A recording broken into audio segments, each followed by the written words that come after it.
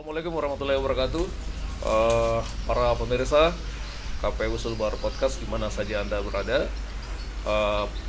Pagi atau siang ini kami akan membincang ya mengenai persiapan menuju pemilihan atau pemilu 2024 yang tentu saja telah menjadi tren informasi yang mulai berkembang sejak beberapa bulan terakhir.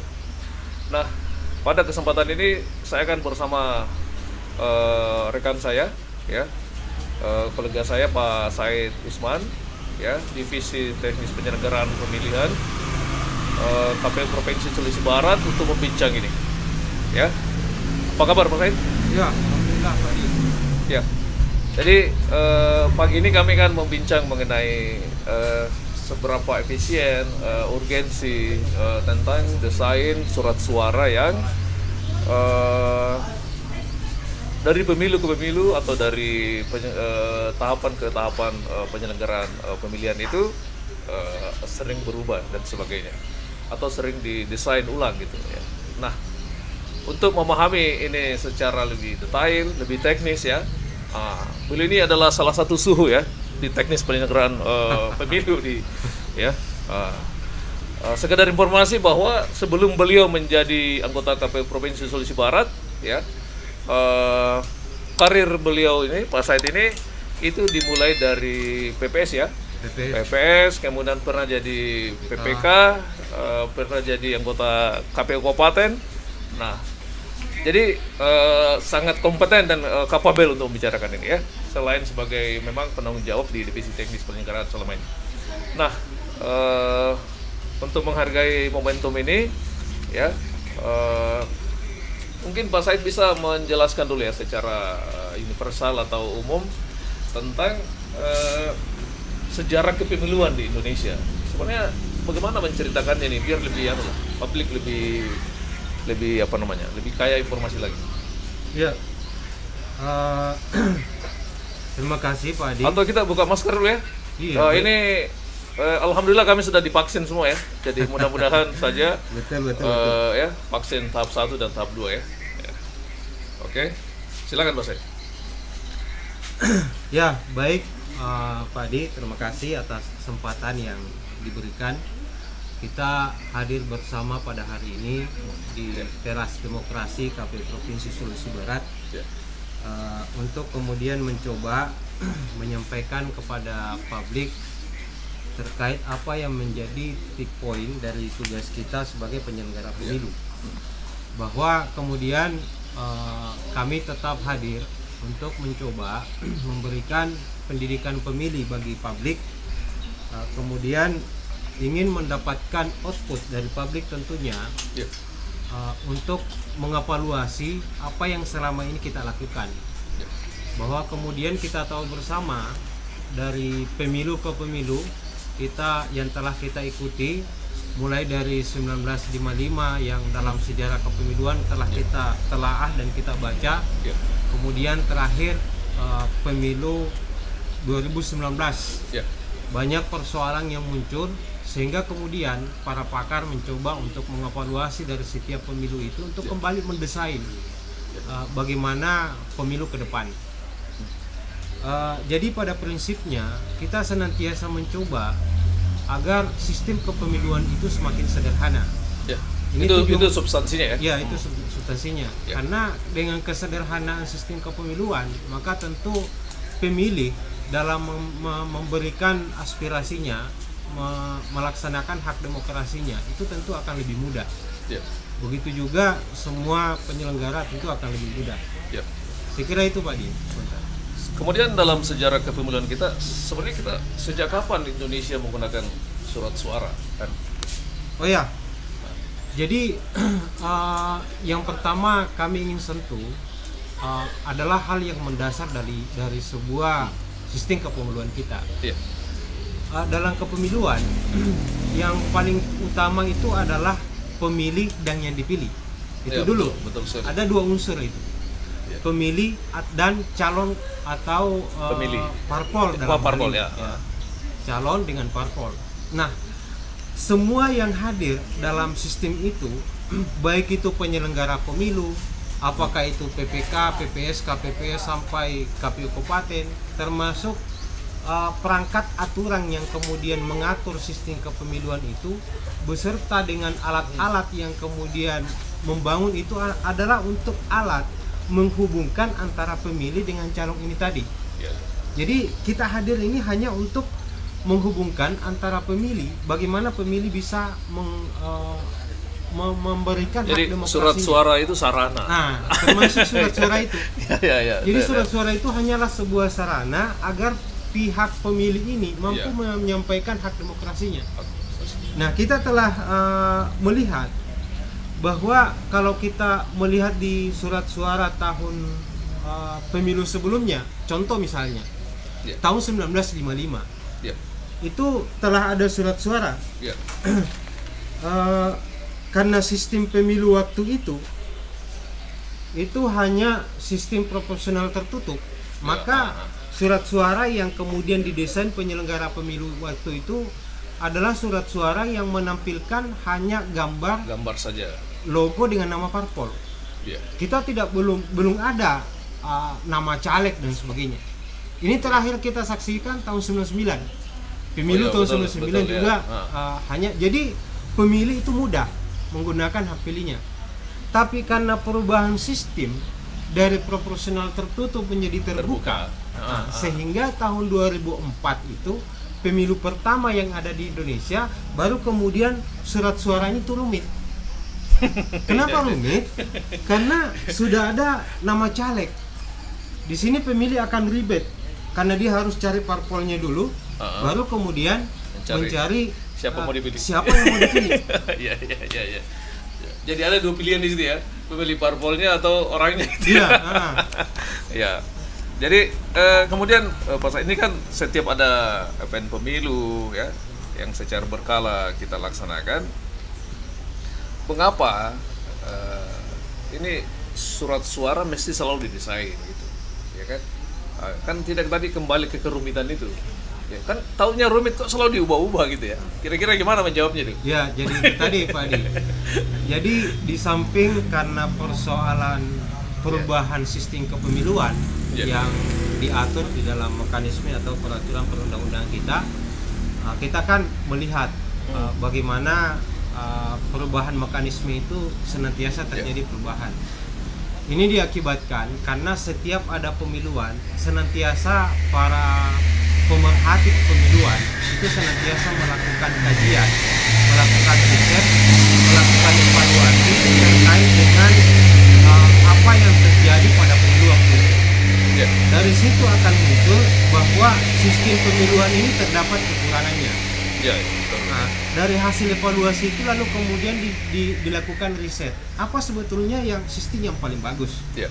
Nah, sehingga terakhir kita kemarin melakukan pemilu tahun 2019 itu mendapatkan, karena sistem kepemiluan kita oleh pemilik kewenangan untuk mendesain undang-undang itu menetapkan agar dilakukan pemilihan serentak. Akibatnya surat suara yang dibuat itu begitu banyak. Ada 5 surat suara yang harus disiapkan untuk diberikan kepada satu pemilih. Yang kemarin itu yang kemarin ini yang membutuhkan waktu sangat banyak ya.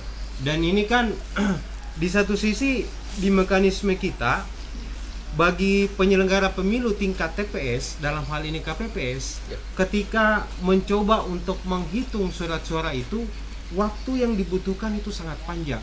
Betul. Kalau kita melihat fakta 2014 saja yang hanya 4 surat suara, non pilpres ya, hanya DPD, DPR, DPRD kabupaten dan provinsi, itu terkadang penyelenggara pemilu itu tembus pagi. Itu 4 surat suara. Apalagi 2019 yang 5 surat suara. Yang 5 surat suara. Kita sudah memang diselamatkan oleh putusan MK yang mengatakan ada penambahan waktu sampai jam 12 siang. Tetapi fakta realitas di lapangan 2019 masih ada sampai tembus malam. Penyelenggara kita kelelahan dan sebagainya. Nah, akibatnya faktanya banyak yang meninggal di tingkat KPPS karena kelelahan. Betul sekali. Kemudian sebenarnya perubahan surat suara ini seberapa pentingnya bagi pemilih ya? Karena kalau kita lihat secara teknis kan surat suara yang rumit itu tidak hanya menyusahkan tanda kutip ya pemilih kita, tapi penyelenggara juga, karena ini masalah hitung-hitungan dan sebagainya, ya. Ya betul. Tabulasi di situ ya. Kira-kira bagaimana menjelaskan? Jadi kenapa surat suara ini begitu penting? Karena ini adalah itu tadi yang saya katakan bahwa ini adalah alat mengkonversi suara rakyat ke kursi. Iya. Sehingga itu sangat penting.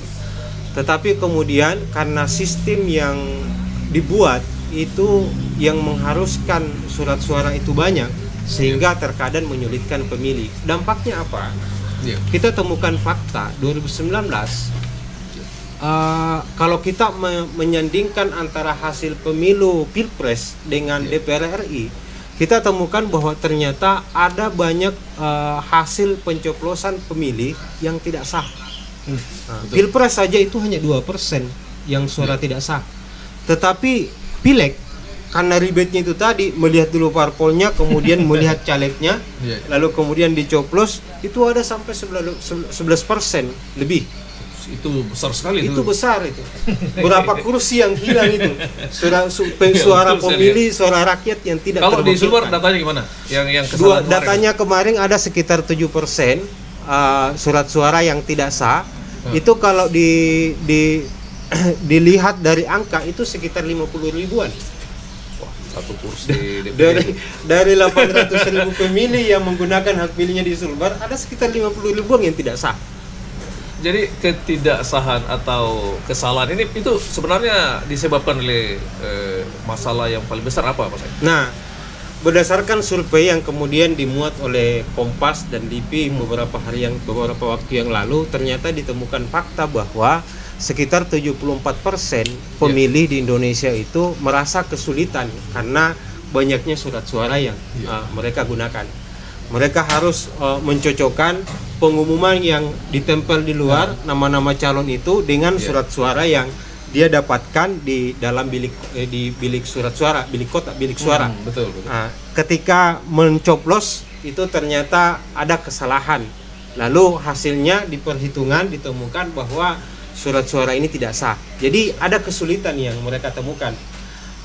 Mungkin juga pemilih itu merasa kaget. Kok dulu kan cuma yang selama ini yang mereka temukan kalau sebelum 2004 itu hanya 3 surat suara. Betul. Karena di 2004 sudah ada DPD, ada 4 surat suara.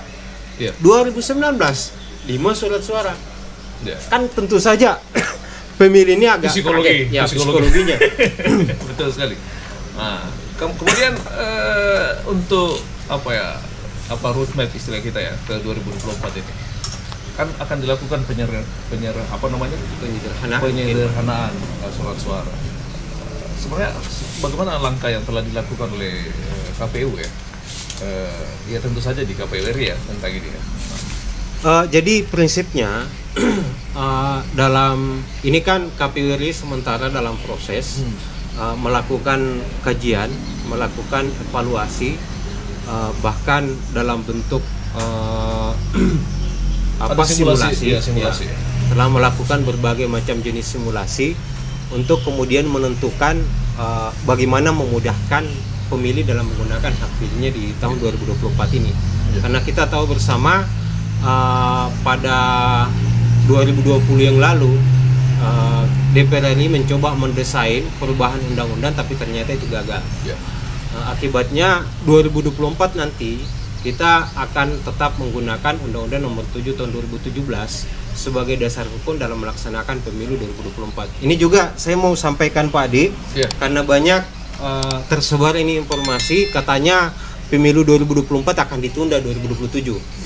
Jadi sebenarnya kami sampaikan kepada publik bahwa sebenarnya informasi itu beredar, itu ada ketika tahun 2020.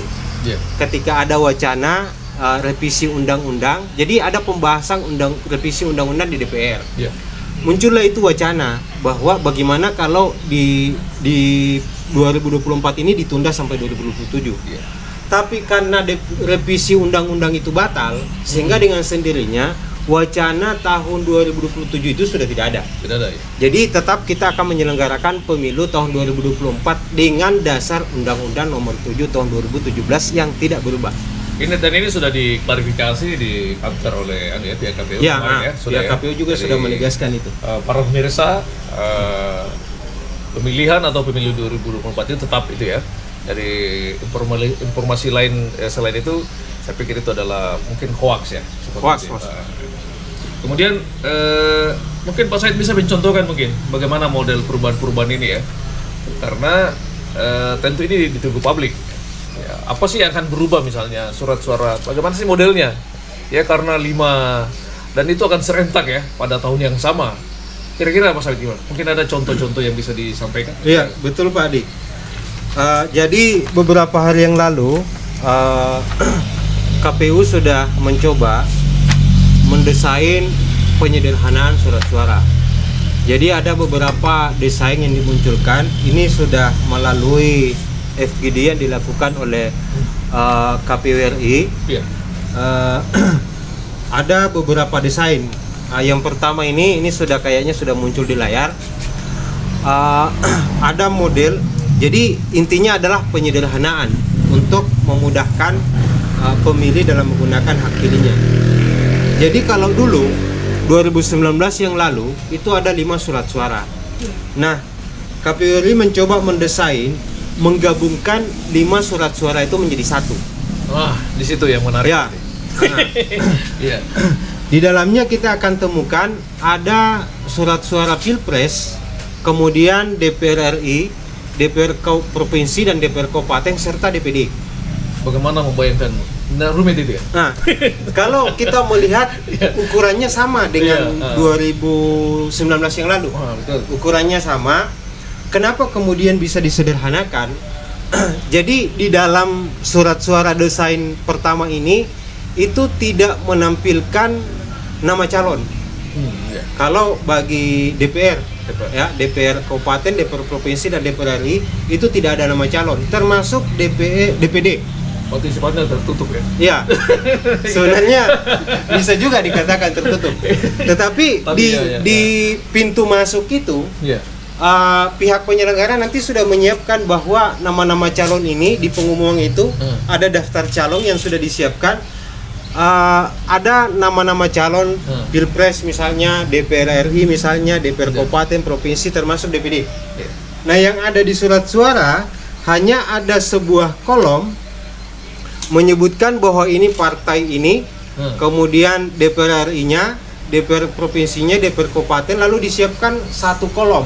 Kolom itu untuk menuliskan angka yang akan dipilih. Wah, ini menarik ini. Jadi akan disinkronkan dengan daftar calon yang ditempel di luar. Berarti sosialisasi caleg itu mesti kuat di nomor ini ya? Mesti kuat. Karena di surat suara tidak ada namanya. Wah, ini penting ini ya. Menarik ini. Ini satu diskursus yang akan menarik juga ya. Ya terus Pak Seth, mungkin ada lagi. Nah, di model kedua, ya. Kan ada banyak pilihan ini. Ya, banyak pilihan. Belum tetap ini ya, masih di. Nah, ini masih desain, masih sementara dikaji. Ini belum dilakukan survei ya. Iya. Nanti hasilnya keputusan akan diambil KPU ketika kalau memang survei menganggap hasil survei atau jejak pendapat bagi publik menganggap bahwa itu tidak akan menyulitkan. Iya. Karena akan ada perubahan tata cara menggunakan hak pilih. Dari awalnya mencoblos, kemudian ada desain menuliskan angka, lalu kemudian ada mencontreng. Jadi ada 3 desain tata cara menggunakan hak pilihnya dari 6 desain surat suara. Nah, desain kedua hampir sama.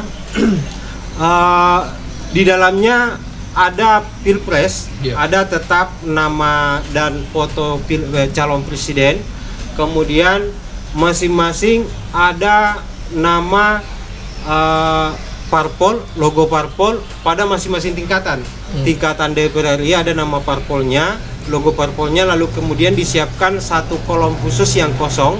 Begitu juga akan disebutkan ada nama parpol untuk tingkat DPR Provinsi, DPR Kabupaten, serta DPD. Jadi sifat turunannya sama sifatnya. Jadi sama. Kalau yang pertama tadi itu hanya ada satu kolom itu untuk DPR ya, DPR provinsi, DPR kabupaten itu disatukan. Jadi hanya akan ada satu nama parpol. Nah, kalau di desain kedua ada 3 komponen di situ. Ada parpol untuk DPR RI, DPR kabupaten, DPR provinsi. Nah, untuk sama tidak memiliki nama calon. Untuk DPR ini. Nah, nama calonnya tetap dipampang di dalam bilik suara daftar nama calon itu. Tapi ini kan surat suara nanti akan dipengaruhi oleh jumlah parpol yang akan lolos verifikasi kembali. Iya. Siapa tahu makin banyak parpol atau gimana itu? Nah, nanti kita akan lihat desainnya kembali berapa parpol yang jelas ini didesain sesuai dengan jumlah yang ada sekarang. Yang sekarang dulu ya. Belum cukup itu Pak Di, ini ada desain ketiga. Yang ketiga. Nah, ini yang menarik. Kalau tadi desain pertama dengan kedua itu menggunakan hak pilihnya dengan menuliskan nomor urut calon di dalam surat suara itu.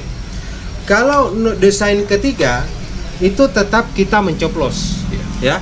Tetap kita mencoblos untuk desain ketiga ini. Jadi tetap di dalam surat suara itu ada Pilpres, kemudian ada DPR kabupaten, DPR provinsi, dan DPR RI. Lengkap, nama calonnya juga ada. Jadi satu logo parpol. Di dalam logo parpol itu akan terangkai di bawah ada nama calon DPR RI, DPR provinsi, dan DPR kabupaten. Nah, itu dengan mencoblos. Begitu juga DPD. DPD lengkap nama calonnya dengan nama calon dengan foto calon. Nah, tetap mencoblos. Kalau desain keempat, model keempat tetap sama, tetapi sistemnya mencontreng. Jadi kita mencontoh pada pemilu 2009. Nah, cuma masalahnya tahun 2009 itu kalau kita sandingkan dengan hasil 2014, pemilih ternyata kita juga banyak temukan pemilih yang tidak sah menggunakan hak pilihnya. Jadi jika dibandingkan antara penggunaan hak pilih dengan cara mencoblos dengan mencontreng, itu ternyata kita temukan mencontreng itu lebih banyak suara yang tidak sah. Jadi itu analisisnya ya? Ya, analisisnya. Jadi sebenarnya pemilih masih menginginkan mencoblos. Cuma sampai kapan kita mau mencoblos terus ini? Iya, betul ya. Ini kan saya kira pemilih kita sudah tidak ada lagi, sudah jarang sekali kita temukan tidak tahu menulis angka kan. Ini hampir cuma tinggal bagaimana mensosialisasikan itu, karena tidak bisa pungkiri masih ada orang tua ketika menggunakan pulpen itu tangannya masih gemetaran. Tapi kalau menulis angka itu masih bisa. Cuma gemetar saja itu sehingga sulit dalam menulis angka. Nah, kalau desain kelima, desain kelima ini hanya pemisahan antara DPD dengan, karena di beberapa provinsi misalnya ada provinsi yang ternyata calon DPD-nya itu lebih 40. Iya, betul. Nah, sehingga harus dipisahkan. Jadi desain kelima dengan keenam ini dibedakan hanya pada persoalan ada yang 2 surat suara yang menyebutkan bahwa surat suara presiden, DPR RI, DPR provinsi, DPR kabupaten, dan yang satunya khusus DPD. Nah, ada juga yang disatukan lengkap di dalam Pilpres, DPR provinsi, kabupaten, termasuk DPD-nya. Berarti satu. Iya. Jadi satu. Jadi itu tadi kami katakan bahwa desain yang kemudian muncul ada 1 surat suara, ada 2 surat suara. Ini kesimpulannya ya. Ada 1 surat suara, ada 2 surat suara. Yang 2 surat suara ini hanya memisahkan DPD. Nah, yang kedua, desainnya yang muncul tata cara pencoblos penggunaan hak pilih. Iya, betul. Ada yang mencoblos, ada yang menuliskan angka, ada yang mencontreng. Jadi 3 pola nanti yang 3 pola ini yang kemudian sementara masih senantiasa dikaji. Kita tinggal akan tunggu apa hasil kajiannya, karena ini sementara masih disusun kajian, sudah dilakukan beberapa simulasi, lalu kemudian nanti tahapan akhirnya akan dilakukan survei. Apa keinginan publik atau desain itu? Atau masyarakat boleh ya? Misalnya ada di kampus yang boleh memberikan saran gitu ya, boleh? Iya, boleh. Semua, makanya cara yang lebih sederhana lagi ya. Iya. Makanya kita mempublish ini, kita menyampaikan kepada publik bahwa sekarang ini adalah sebuah momentum kita mendesain penyederhanaan surat suara. Olehnya itu kami tentu akan sangat berharap ada penyampaian dari publik apabila ada pihak-pihak tertentu yang konsen dalam wilayah kepemiluan ini untuk kemudian mencoba memberikan saran desain surat suara yang sederhana. Ada metode lebih sederhana lagi. Iya, betul Pak. Ya, jadi apa kira-kira tantangannya ini, Mas Said?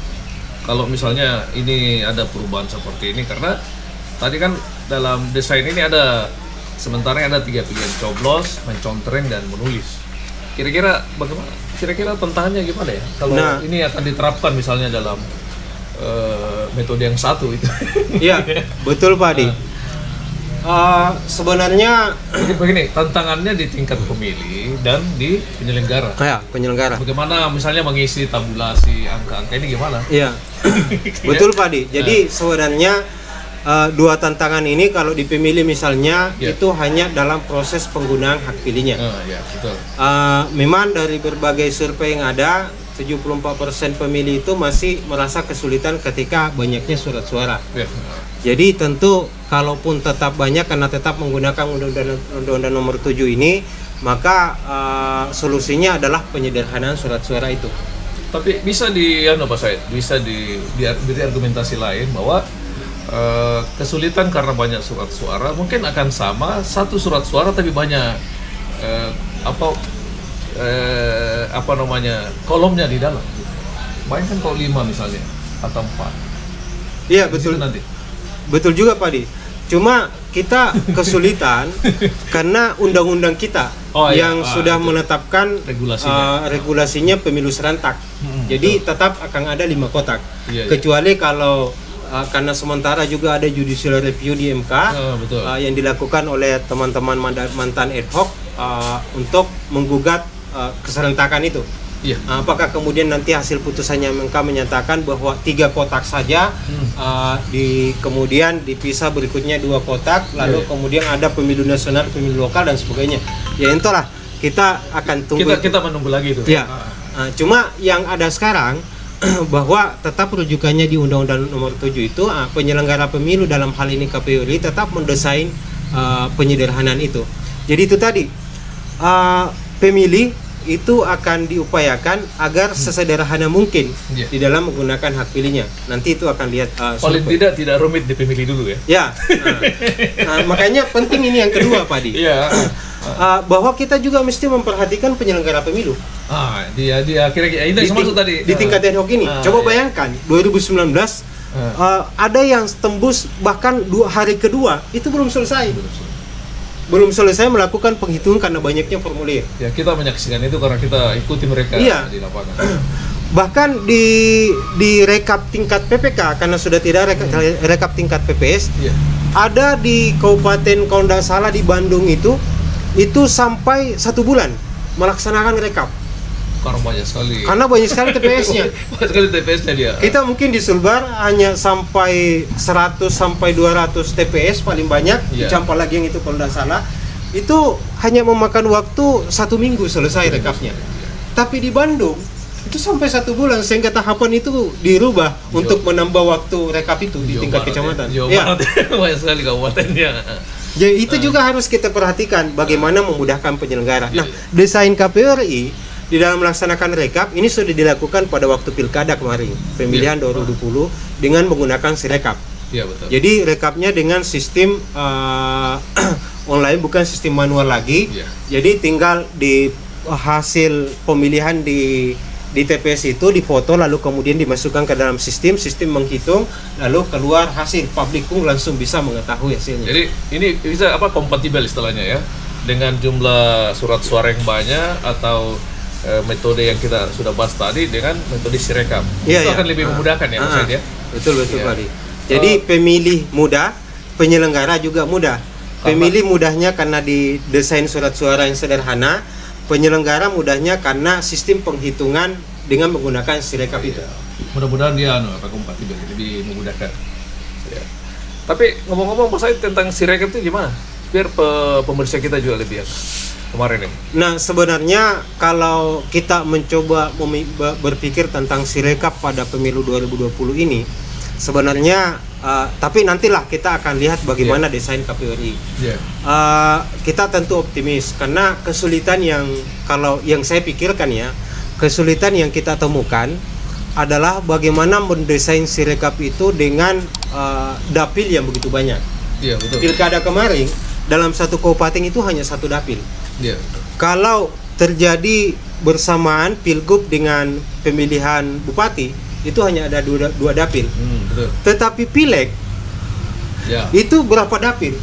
Kalau dihitung-hitung se-Indonesia itu hampir 3.000 dapil se-Indonesia, baik DPR kabupaten, DPR provinsi, DPR RI. Kalau untuk tingkat Sulawesi Barat gimana penghitungnya?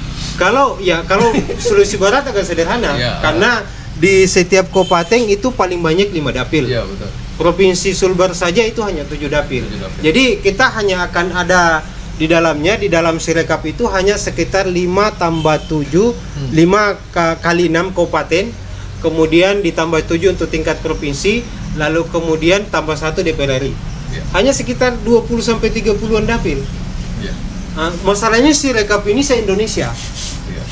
Jadi ini sebuah tantangan bagi penyelenggara pemilu untuk bagaimana kemudian mendesain agar Sirekap ini bisa digunakan di pemilu tahun 2024 dengan desain penyederhanaan surat suara dan juga untuk memudahkan penyelenggara ad hoc ketika melakukan penghitungan suara. Mungkin Pak Said juga bisa memberi tambahan informasi mengenai efektivitas atau efisiensi Sirekap khususnya di Sulawesi Barat kemarin.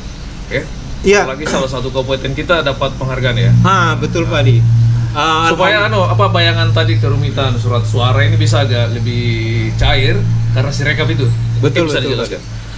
Nah, ini salah satu kebahagiaan kita bahwa di Provinsi Sulawesi Barat ini salah satu kabupaten kita, Kabupaten Majene, itu berhasil menjalankan proses penghitungan suara melalui Sirekap dengan 100% tercepat se-Indonesia. Itu dalam jeda waktu hari kedua itu sudah clear dan clean. Tidak ada persoalan yang muncul. Begitu juga, dan ini menjadi kacamata bagi publik dan termasuk penyelenggara pemilu se-Indonesia yang melaksanakan tahapan pilkada kemarin itu pada bertanya, kok bisa Majene seperti itu? Makanya kami agak kewalahan memberikan informasi terkait metode yang dilakukan. Padahal banyak daerah yang tidak bagus jaringan. Itu kan menggunakan Sirekap itu kan berbasis jaringan. Tetapi di Majene ini kan kita temukan beberapa wilayah, beberapa kecamatan yang tidak memiliki akses jaringan internet. Tetapi alhamdulillah dengan kegiatan yang dilakukan oleh teman-teman penyelenggara KPU Majene itu bisa melakukan mencukupkan 100% yang pertama se-Indonesia. Kemudian para pemirsa, itulah rangkaian pembicaraan kita mengenai bagaimana penyederhanaan surat suara nanti untuk 2024 ya. Yang kami bahas tadi ini masih masih desain yang akan disimulasi, yang akan diriset oleh KPU RI agar lebih memudahkan pemilih dan tentu saja penyelenggara.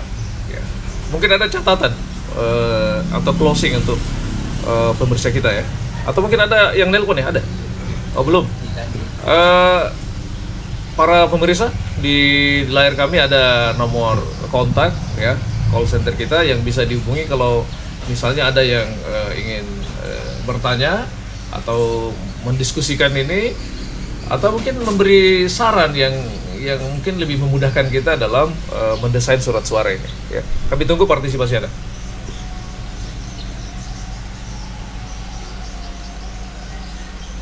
Oh ya, sambil menunggu Pak Adi, bahwa ada catatan yang menarik untuk kemudian kita simak bersama, bahwa ketika kita KPU RI dalam hal ini penyelenggara pemilu mencoba untuk mendesain penyederhanaan surat suara, maka kita tentu kita tentu akan berharap karena ini akan berdampak pada revisi undang-undang. Betul. Ada 4 pasal yang ada dalam undang-undang yang menjadi hambatan penyelenggara pemilu kita ketika mencoba mendesain perubahan undang-undang, perubahan desain surat suara itu. Itu seperti pada pasal 342, karena dalam pasal itu menyebutkan bahwa surat suara itu berisikan nama, logo, dan nama calon. Jadi tadi desain pertama, desain kedua yang tidak menyebutkan nama calon itu akan berdampak. Jadi kalau undang-undang pasal 342 ini tidak direvisi, maka tentu desain pertama dan kedua itu susah untuk kita jalankan. Kemudian pada pasal 348 dalam Undang-Undang Nomor 7 tentang pindah pemilih. Karena kalau hanya satu surat suara, maka pemilih yang lintas dapil itu tidak akan bisa mencoblos semua yang ada di dalamnya. Iya, betul. Nah, makanya ada usulan, ada desain bahwa terkait dengan pindah pemilih dikembalikan seperti pada pemilu 2014. Jadi kita belum mengenal bagaimana pindah memilih pembagian surat suaranya. Nah, kemudian pada pasal 353 tentang tata cara pemberian surat suara. Karena di dalam Undang-Undang Nomor 7 itu masih mencoblos. Nah, kalau undang-undang ini tidak dirubah, pasal ini tidak dirubah, maka otomatis beberapa desain yang tadi yang menggunakan menulis dengan mencontreng itu tidak bisa digunakan. Nah, yang terakhir itu pasal 386 tentang keabsahan surat suara. Ini sama tadi dengan pasal 353 tentang pencoblosan. 386 ini menyebutkan bahwa surat suara yang sah itu yang dicoblos. Betul. Jadi kalau kita mau tetap menggunakan, kalau kita mau mendesain penggunaan dengan menulis angka, maka undang-undang ini, pasal ini mesti direvisi. Nah, ini hambatan yang didapatkan oleh KPU RI ketika ini mencoba mendesain perubahan surat suara, mesti ada revisi terbatas. Kecuali kalau desain yang kelima itu tadi, yang di dalam satu surat suara ada nama calon, ada dan mencoblos. Cuma sangat kecil spasi yang diberikan di dalam surat suara itu, karena di dalam satu surat suara itu sudah ada daftar nama calon baik DPR RI, DPR provinsi, dan DPR kabupaten. Ramai sekali ya. Nah, ada yang menarik sebenarnya kalau mau mencoba melakukan desain dan memudahkan pemilih. Tapi ini bukan usulan dari penyelenggara pemilu. Ada pemerhati pemilu yang menyarankan rubah saja dari proporsional tertutup, dari proporsional terbuka menjadi tertutup. Kembali 2099 lagi tuh. Ini apakah ini biar lebih ringkas di surat suara ya? Ringkas. Cuma masalahnya apakah ini betul-betul sudah kebutuhan demokrasi, keinginan publik atau seperti apa? Tapi itu kan momentum sekarang ini kan masih boleh memberi saran ya, sebelum diputuskan ya. Jadi siapa saja boleh, karena warga pemilih kita ini kan sama-sama mengalami pengalaman di bilik suara yang saya. Jadi sama-sama merasakan bagaimana, bukan kesulitan juga ya, tapi bagaimana karena faktanya ya lebih banyak yang benar coblosannya atau contrengannya selama ini. Nah, mungkin ada catatan ya sambil ini, karena ada bagaimana admin? Ada yang nelpon? Belum ya? Ya. Mungkin ada catatan Pak. Oke. Untuk atau sebagai closing pertemuan kita hari ini. Oh ya. Bahwa dalam beberapa proses yang dilakukan oleh KPU RI ditemukan fakta bahwa desain pertama ini juga sudah dilakukan survei secara terbatas. Tentang penyederhanaan surat suara itu sudah dilakukan simulasi, sudah dilakukan kajian baik dalam bentuk FGD dan riset. Itu ditemukan fakta bahwa ternyata yang paling menyederhanakan itu adalah desain satu surat suara dengan menggunakan hak pilih secara menulis angka. Nah, Ini tentu tantangan bagi kita semua bagaimana menyampaikan kepada publik, khususnya bagi pemilih. Dan kemudian tantangan bagi penyelenggara pemilih, bagaimana permohonannya, apakah bagaimana mendesain sehingga itu terjadi revisi undang-undang, utamanya pada pasal 342 itu tadi. Jadi kata kuncinya Pak Said ini, perubahan-perubahan ini akan lebih efisien kalau ada judicial review itu dapat dilakukan. Iya, betul Pak Di. Kalau judicial review bisa dilakukan secara terbatas, maka tentu desain yang paling mudah termasuk bagi penyelenggara pemilu yaitu tadi. Tetapi KPU ini senantiasa menyiapkan desain-desain lain.